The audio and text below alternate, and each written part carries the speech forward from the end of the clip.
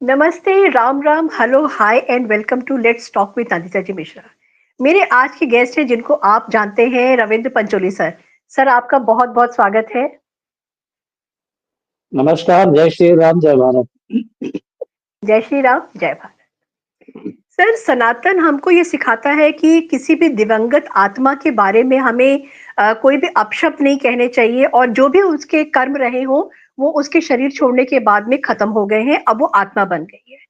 तो अगर हम इस तरीके से देखें तो हमको औरंगजेब के बारे में या बाबर के बारे में भी हमको कुछ नहीं बोलना चाहिए, जो आतंक फैला करके रखा हुआ था पूरे हिंदुस्तान के ऊपर इन लोगों ने, तो वो भी हमारे लिए पूज्य हो जाते हैं। तो उस हिसाब से क्या मनमोहन सिंह के पन्ने हमको नहीं पलटने चाहिए? क्योंकि मनमोहन सिंह प्राइम मिनिस्टर तो थे, ठीक है, but he was an accidental prime minister, जो खुद उन्होंने बोला, उनके ऊपर एक मूवी भी बनी है।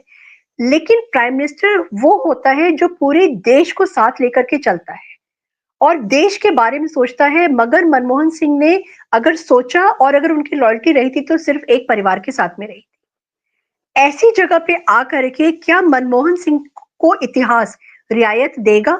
जैसे उन्होंने खुद बोला था, आई होप हिस्ट्री रिमेम्बर्स मी, कुछ बोला था उन्होंने इस तरीके से। आपको क्या लगता है देखिए, सर कि हमको नहीं सोचना चाहिए, नहीं बोलना चाहिए मनमोहन सिंह के नहीं, बारे में? ये जो आपने सनातन की बात की कि मृत व्यक्ति की आलोचना नहीं होना चाहिए, तो रावण के पुतले हर साल नहीं जलाए जाते। करेक्ट। कंस के बिल्कुल। किस्से इतने वो नहीं होते। हम्म। तो ये तो मतलब पता नहीं किसने कर दिया है, और एक हम लोगों का क्या हो गया है। क्या हमारे नेता को एक बड़े पेडेस्टल पे खड़ा कर देते हैं, बड़ा आदर्शवादी, बड़ा महान समझने लगते हैं, जबकि रहते वो भी सामान्य व्यक्ति है। कुर्सी पे हम्म। बैठ गए हैं, ठीक है, कोई अच्छा होता है, कोई बुरा होता है, पर जो हम्म। मनुष्य में गुण दुर्गुण होते हैं वो सारे उनमें भी होते हैं। तो हमारी जो डेमोक्रेसी है, क्लोज डेमोक्रेसी है, खुली डेमोक्रेसी नहीं है अमेरिका जैसी, कि राष्ट्रपति के हम्म। सारे कांड बाहर आ जाते हैं, फिर भी राष्ट्रपति जब अपने काम के आधार पर चुन के आता है, व्यक्तिगत जीवन में कौन क्या है वो कोई मायने नहीं रखता है। हम्म। हमारे यहाँ क्या है कि राइट। व्यक्तिगत दुर्गुण छिपाते हैं, उनकी कमियां छुपाते हैं, उनको मरने के बाद ऐसा महान बनाते हैं कि बस इनके बात तो ना भूतो ना भविष्य थी, इस तरह का काम होता है। तो मैं पिछले 24 घंटे से देख रहा हूँ कि सिवा मनमोहन के रुदन के अलावा नेशनल मीडिया चैनल पे कहीं कुछ भी नहीं चल रहा है। ऐसा लग रहा है कि पता नहीं ऐसी कौन सी महान आत्मा चली गई कि जिसके चलते ये सारा नेशनल मीडिया रो रहा है। अब जरा मनमोहन सिंह जी को कुछ अचीवमेंट पे अपन बात कर लेते हैं। देखिए, मैं इसमें विश्वास नहीं करता हूँ। आदमी अगर मरा है, बुरे काम किए हैं, तो उसकी आलोचना होना चाहिए। रावण जैसे विद्वान की जब हम आलोचना करते हैं, उसके हर साल पुतले जलाते हैं, तो मनमोहन सिंह कोई खुदा नहीं हो गए।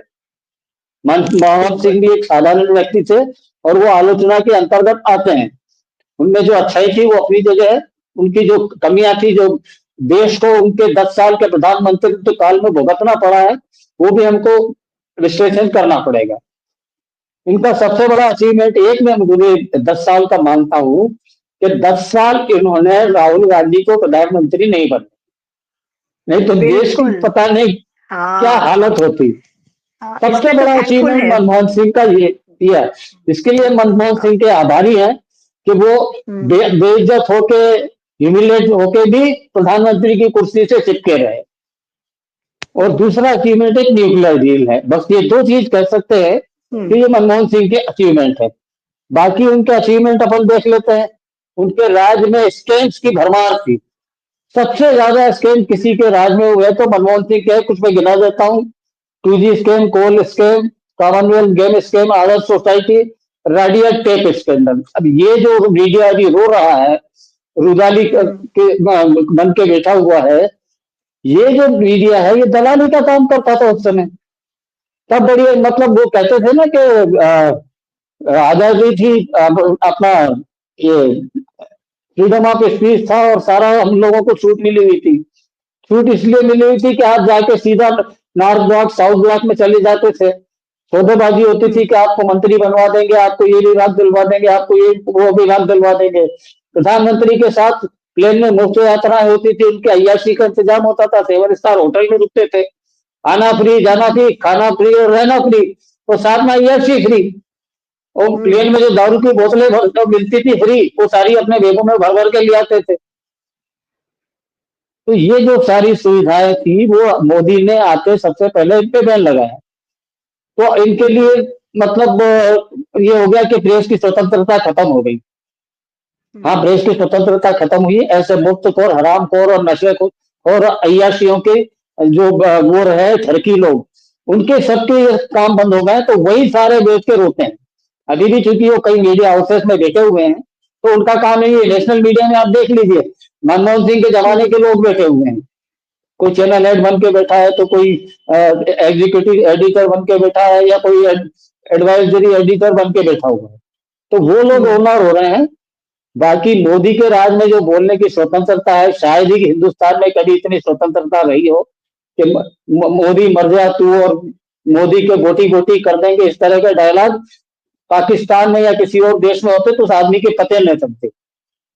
बिल्कुल। अब फिर मनमोहन जी की ओर अब चौथे पे आते हैं, वक्फ वक्फ एक्ट अमेंडमेंट। ये काला काम किसने किया? मनमोहन सिंह ने। मनमोहन सिंह ने जाते जाते ये काम किया कि इतनी पावर दे दी कि सुप्रीम कोर्ट में भी आप नहीं जा सकते, कोर्ट में नहीं जा सकते। वक्त का ट्रिब्यूनल है जिसमें सारे मियाँ भाई भरे हुए हैं, वही सुनवाई करेंगे।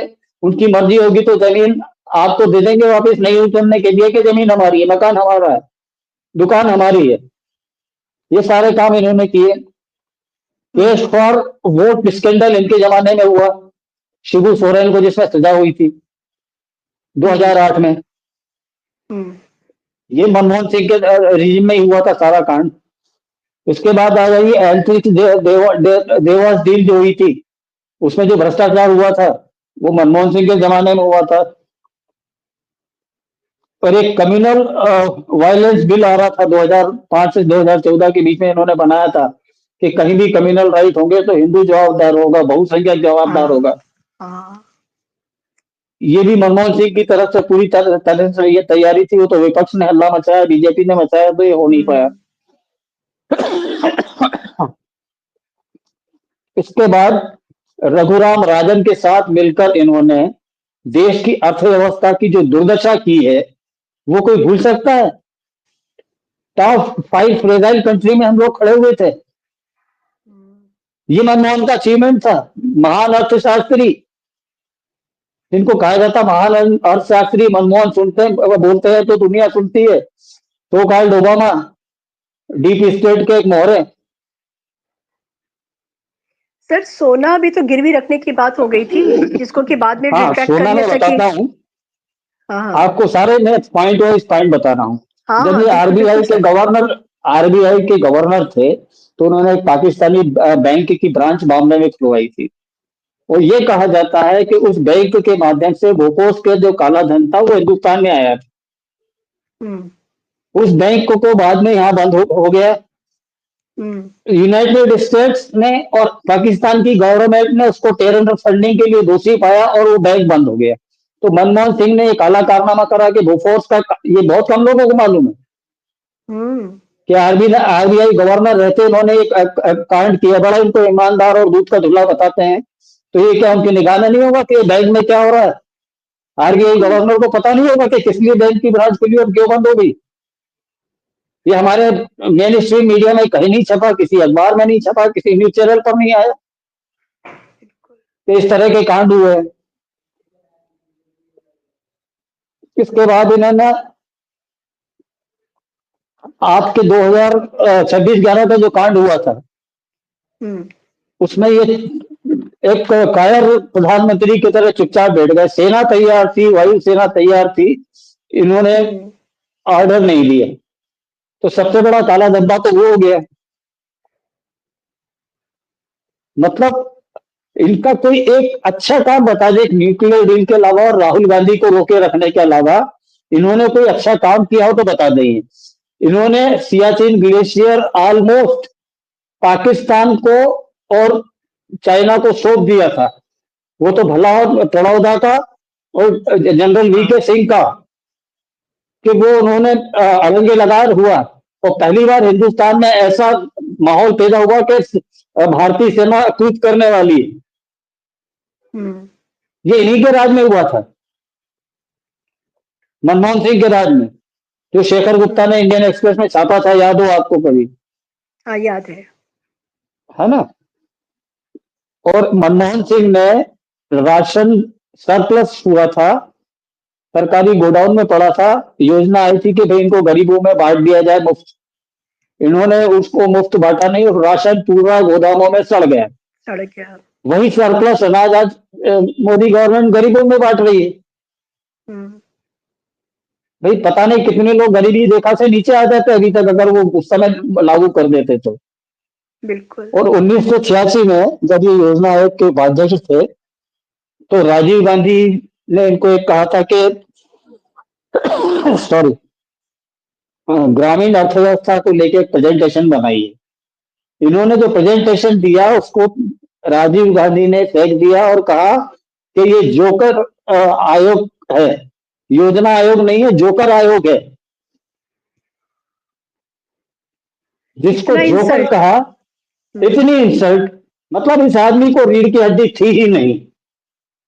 एब्सोल्युटली सही बात है। तो मनमोहन सिंह को जोकर कहा गया इनडायरेक्टली, तो भी ये बने रहे, हाँ जमे रहे योजना आयोग के उपाध्यक्ष बन के। उद्धव ठाकरे की शिवसेना इनको हिजड़ा बोल चुकी।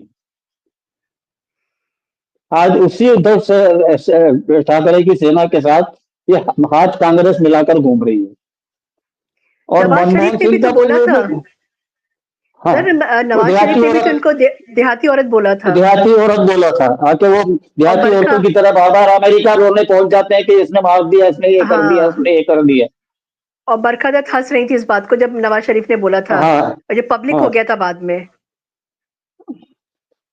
और मनमोहन सिंह को कहा जाता है कि ये रिफॉर्म्स लेके आए, रिफॉर्म्स नरसिम्हा राव लेके आए, पीवी नरसिम्हा राव लेके आए थे। हम्म। और वर्ल्ड बैंक और आईएमएफ की शर्तों के हिसाब से लेके आए थे, मजबूरी में लेके आए थे।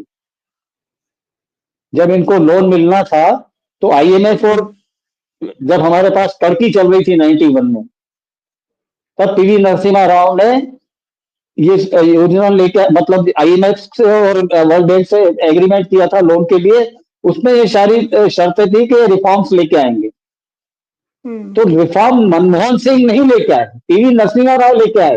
प्रधानमंत्री वो थे, नरसिम्हा राव थे। ये तो वित्त मंत्री थे, ये तो सबऑर्डिनेट थे, इनका क्या योगदान था। बॉस ने जो कहा उसको इम्प्लीमेंट किया इन्होंने। एक जबरदस्ती फेक इनका वो ऑरा क्रिएट किया गया कि रिफॉर्मिस्ट थे। क्या रिफॉर्मिस्ट थे, जाते जाते टॉप 5 प्रेसाइल में खड़ा कर गए हमारे देश को। क्या रिफॉर्म किए इन्होंने। इसके बाद हम आते हैं, इन्होंने साहब एक कहते राजनीति का और हमारे देश की जो जनमानस है उसका इतना इन्होंने वो नुकसान किया है कि एक कठपुतली प्रधानमंत्री देश का कैसे नुकसान कर सकता है ये जाहिर हो गया।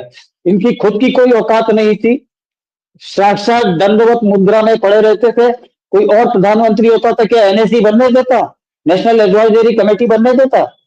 वो सारे लेफ्टिस्ट उसमें घुसाए थे। फाइलें पहले सोनिया गांधी के पास जाती थी, फिर मनमोहन के पास आती थी अप्रूवल के लिए।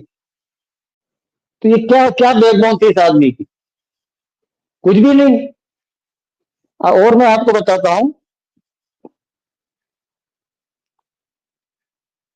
यही मनमोहन सिंह थे ना जो कहते थे कि पैसा पेड़ों पर नहीं उगता है। और आज पैसा कहां से आ रहा है, सरकार जो इतने डेवलपमेंट के काम कर रही है वो कहां से आ रहा है। इन्हीं के क्योंकि रक्षा पेड़ तो मंत्री सर ने गमलों में उगाए, उनके राज में पेड़ तो गमलों में उगाए जाते थे ना, और वो गमलों हाँ में पेड़ गोभियां उगा उगा के जो है सब मतलब डिस्गस्टिंग डिस्गस्टिंग। हाँ।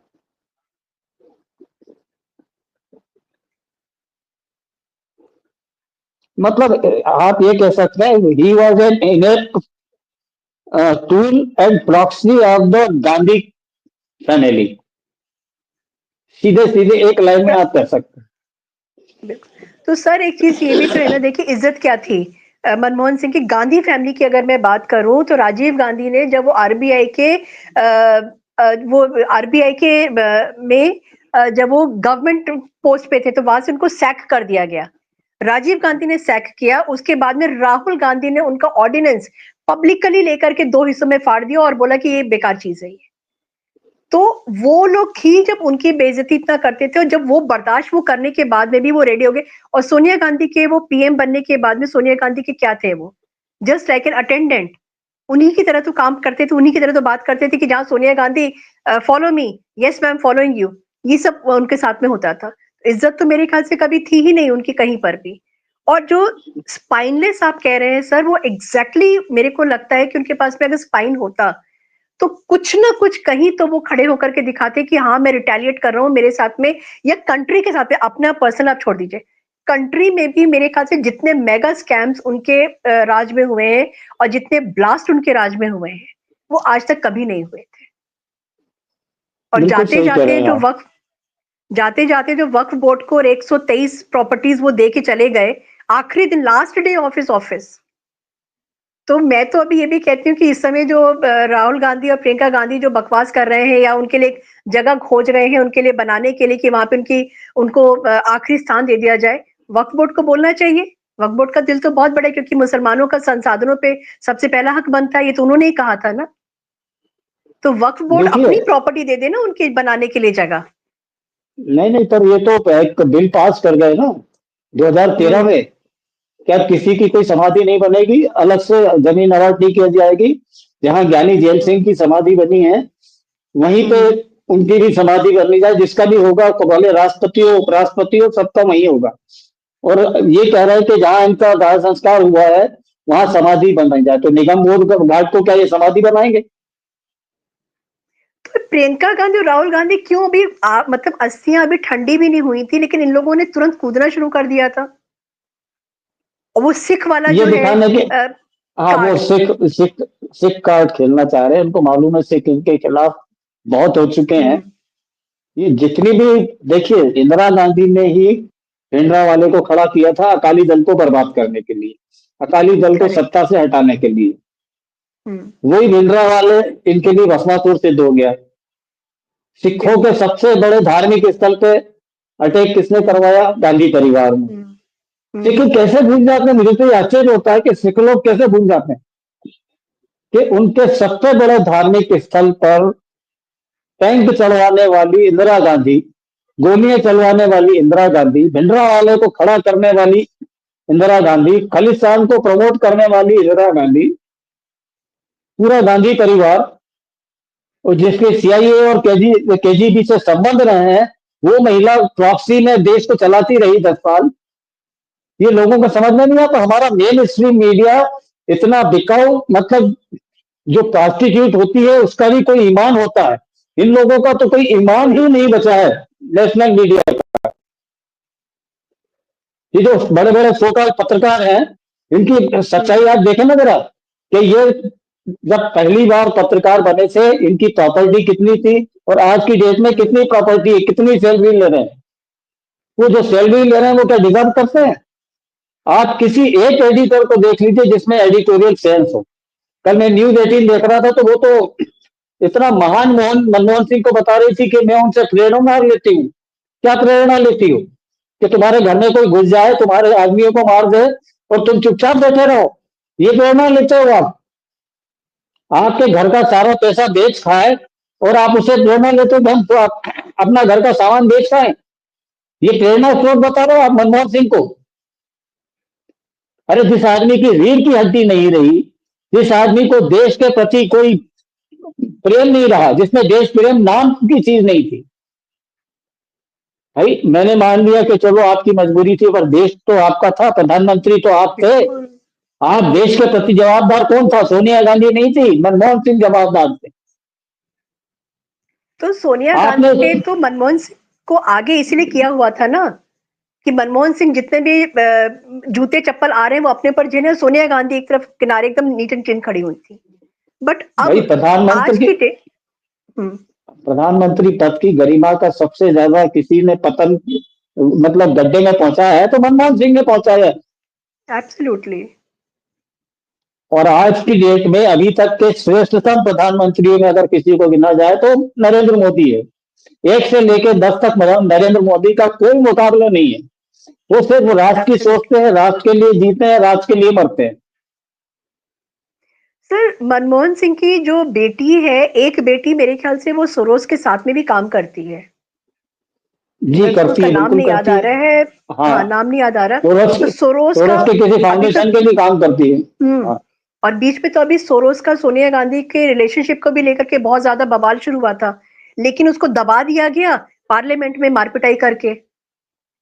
तो और भाई ये मनमोहन पहला प्रधानमंत्री है जिसने हम्म, जो स्क्वाड्रन लीडर को उनके सीने में गोली मार दिया था, उस यासीन मलिक को अपने ऑफिस में बुला के हाँ सम्मान करते हैं। ये हाँ, प्रधानमंत्री चाय था। पिला रहे।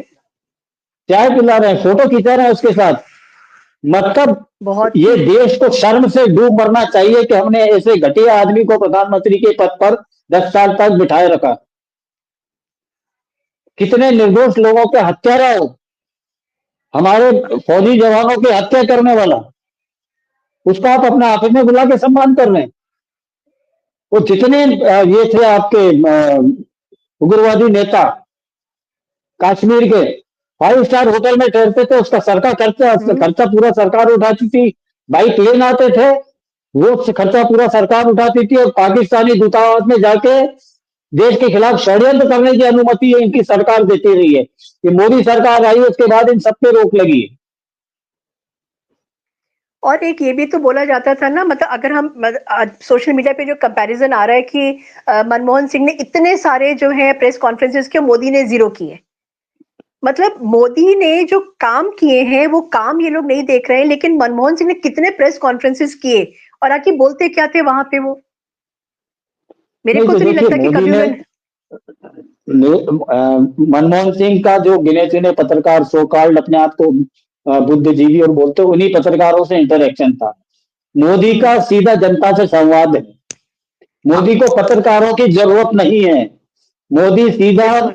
सोशल मीडिया के थ्रू, मन की बात के थ्रू और अपने रोड शो के थ्रू जहां जाते हैं लोगों से डायरेक्ट मिलते हैं, उनसे इंटरेक्ट करते हैं। मनमोहन सिंह ने कितनी मन की बात कर ली, कितने सोशल मीडिया पे वो एक्टिव थे। हाँ मनमोहन सिंह कब गए और कब वापस आ गए, ये कभी हेडलाइन बनी किसी अखबार की, किसी टीवी चैनल पर आपने देखा?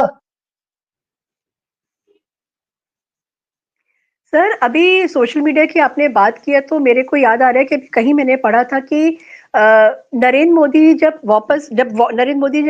उन्होंने अपना ऑफिस लिया, उस समय 10,000 अकाउंट्स ऐसे थे सोशल मीडिया पे जिनको डीएक्टिवेट कर दिया गया था।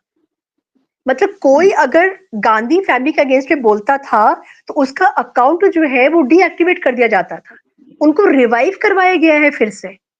मतलब ये एक गुंडागर्दी भी चल रही थी कि आप गांधी फैमिली के अगेंस्ट में आप कुछ भी नहीं बोल सकते। तो सोशल मीडिया देश का भी उन्नीस मिसयूज सौ किया गया है।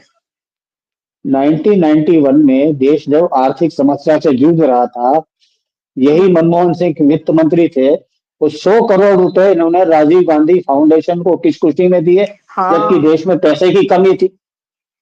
बिल्कुल। ये हमारे किसी मीडिया के किसी पत्रकार की औकात नहीं है कि इस तरह से बैठ के आमने सामने प्रश्न पूछ ले। राहुल गांधी को बिठा के प्रश्न पूछ ले। पत्रकारिता वो होती है, निर्भीक रहे हम्म, पत्रकार। आप पत्रकारिता नहीं कर रहे हो, आप दलाली कर रहे हो। प्रोस्टिट्यूट 100 साल है सबके सब। जो प्रोस्टिट्यूट बोला था वीके सिंह ने, वो बिल्कुल सही हम्म, बोला था। ये सही शब्द है जितने पत्रकार हैं उनके लिए। ये सबके सब बिका हुए। कोई 100 रुपए में बिक जाता है, कोई 100 करोड़ में बिकता है। सही बात है सर। राजदीप सरदाई जैसे बिकाऊ बस चैनल रेट बनकर बैठे किसी उसके। मनमोहन सिंह तो सर वो रोटी है, मेरे को लगता है कि जो इस समय हर कोई सेकना चाहता है, इवन केजरीवाल जिसने बोला था कि अंग्रेजों से ज्यादा जो है मनमोहन सिंह ने लूटा है भारत को। इस समय वो भी अपनी रोटी जो है वो सेक रहे हैं मनमोहन सिंह के नाम पे। उसके बाद में सारे जो रिपोर्टर्स हैं वो तो कर ही रहे हैं, जो दिल्ली की स्पेशली जो रिपोर्टर्स हैं उनकी मैं बात कर रही हूँ। सरदार लोग हैं, नवजोत सिंह सिद्धू को देखिए आप, वो उनके फेवर में आके खड़े हो गए हैं। तो मतलब मनमोहन सिंह जिंदा थे तो उन्होंने देश को गर्त में लेके चले गए। अब जाने के बाद में उनका इतना महिमा मंडन किया जा रहा है कि जो समझ में नहीं आ रहा है कि जैसे मैं हूं, आप हैं, हम लोग वी आर अवेयर पीपल और हम लोग सोशल मीडिया पे रहते हैं। जो न्यूज कल छपती है वो हमको आज 1 मिनट के अंदर पता लग जाती है because of the social media. हम लोग हैं हिम्मत करके आए हैं सामने आकर के सारी चीजों को एक एक परतें खोल रहे हैं, एक एक पन्ने पलट रहे हैं हम लोग, और हम लोग बात करने के वो रखते हैं। लेकिन जो मीडिया हाउसेस है, स्पेशली मैं दिल्ली की मीडिया हाउसेस को तो मैं ऑब्जर्व कर रही हूँ कि वो लोग चू नहीं कर रहे हैं। उनको आज भी चरण वंदना कर रहे हैं वो गांधी फैमिली की, और राहुल गांधी और प्रियंका गांधी की जो बेवकूफियां हैं उनको लेकर के वो बहुत ज्यादा उनको उनका भी महिमा मंडन करे कि देखो बोल रहे हैं ये लोग। आईटी सेल तो आप छोड़ दीजिए, कांग्रेस का जो है वो तो है ही है। नहीं नहीं, और अभी भी हाल ये है कि इंडिया टुडे के एक पत्रकार ने, राहुल कंवल ने, राहुल गांधी की थोड़ी खिल्ली उड़ा दी तो उस पर बैन लगा दिया उन लोगों ने। है? ये वही 10,000 टाइम्स में से एक नाउ, अकाउंट वाला है। हाँ हाँ, टाइम्स नाउ, नव भारत पे उन्होंने अपना पैनलिस्ट भेजना बंद कर दिया था। ये हाँ, इनकी मतलब साइंसहीनता है। किसी और को पता कुमार ना चले। विश्वास ने, देखिए कुमार विश्वास ने जो कहा, और उस पर ये जो आपकी कुप्रिया कुनेत्र है, मैं सुप्रिया कुनेत्र हम्म। नहीं बोलता हूँ, कुप्रिया कुनेत्र हम्म। जो है, इसकी आंखें भी खराब है और बोली भी बहुत खराब है और दिखने में भी वो हिडम्बा से कम नहीं लगती है। तो सही उसने बात जो है। बकवास करी है सोशल मीडिया पे, तो ये कांग्रेस हम्म। किस लेवल तक नीचे गिर चुकी है, वो समझ में आना चाहिए लोगों को। मुझे आश्चर्य होता है उन लोगों पे जो कांग्रेस को वोट देते हैं। और आज भी कांग्रेस के सपोर्टर्स हैं, मुझे तो उनके ऊपर तरस भी आता है, गुस्सा भी आता है कि केजरीवाल के सपोर्टर्स हैं आज भी कांग्रेस के सपोर्टर्स हैं। पूरी मतलब सामने पूरा बुक खुली हुई है, पूरी थीसिस लिखी जा सकती है इस चीज के ऊपर जाकर के। आपकी तबीयत शायद खराब हो रही है सर, हम अब इसको वाइंड हाँ अप भी करेंगे। और जो है नॉन एंडिंग है, अगर हम लोग एक एक करके गिनाना शुरू करें, जैसे 29 अक्टूबर 2005 में दिल्ली ब्लास्ट हुआ था, 7 मार्च 2006 में वाराणसी ब्लास्ट हुआ था, और 11 जुलाई 2006 में मुंबई ट्रेन ब्लास्ट, समझौता एक्सप्रेस ब्लास्ट हुआ था, पटना सील ब्लास्ट। मतलब एक पूरी की पूरी फहरिस्त हम अगर मेरे ख्याल से बात करना शुरू करें तो हमारा वीडियो जो है 4-5 घंटे से कम का होगा नहीं, अगर हम एक एक को डायसेक्ट करना हम शुरू करें तो। लेकिन जितना भी है आपने सर। हमने एक मोटा मोटी बता दिया है कि ये इन हाँ, नटसेल, बस बिल्कुल, ये कह सकते एब्सोल्युटली हैं, एक एब्सोल्युटली। समरी करके बता दी कि मनमोहन सिंह क्या थे। और हर बिना चीज रीढ़ गूगल की पर हड्डी का, अवेलेबल है। हम्म। बिना रीढ़ की हड्डी के, बिना स्वाभिमान का जो व्यक्ति रहता है वो मनुष्य कहलाने लायक नहीं है। देखिए, स्वाभिमान धूल का भी रहता है, आप धूल में पांव पटकेंगे तो आपके सिर पे चढ़ेगी। मनमोहन हम्म। सिंह तो उससे भी गाय बीते सिद्ध हुए। इतना अपमान झेलने के बाद कोई आदमी पद पर बना रहे, मतलब बहुत शर्मनाक है। इस देश में ऐसे सही बात है। ऐसे शासक हुए हैं जिनके हम लोग गुणगान गाते रहे, और शायद मनमोहन सिंह पहले ऐसे प्रधानमंत्री होंगे जिन्होंने इस पद की गरिमा नष्ट करी, तार तार कर दी है। तार और तार कर दी उनको। पीएम मोदी ने जो उनके लिए बोला था कि मनमोहन सिंह बाथरूम में भी रेनकोट पहनकर नहाते हैं, तो वो उनको चुभा तो बहुत था, लेकिन उससे ज्यादा अप्रोप्रिएट उनके लिए कुछ और नहीं हो सकता था जो पीएम मोदी ने उनके बारे में बोला है। थैंक यू सो बिल्कुल मच सही। सर, आपका बहुत बहुत धन्यवाद। और हम फिर कोशिश करेंगे आने के लिए कि वापस हम थोड़ा सा डायसेक्शन, थोड़ा सा पोस्टमार्टम भी अब और कर सकते हैं। तो देखते हैं अभी जैसे टाइम मिलेगा तो हम लोग आते हैं मनमोहन सिंह के ऊपर फिर से एक और वीडियो करने के लिए। Thank you so much sir, आपका बहुत बहुत धन्यवाद। जय हिंद, जय भारत, भारत माता की जय। जय श्री राम, जय भारत।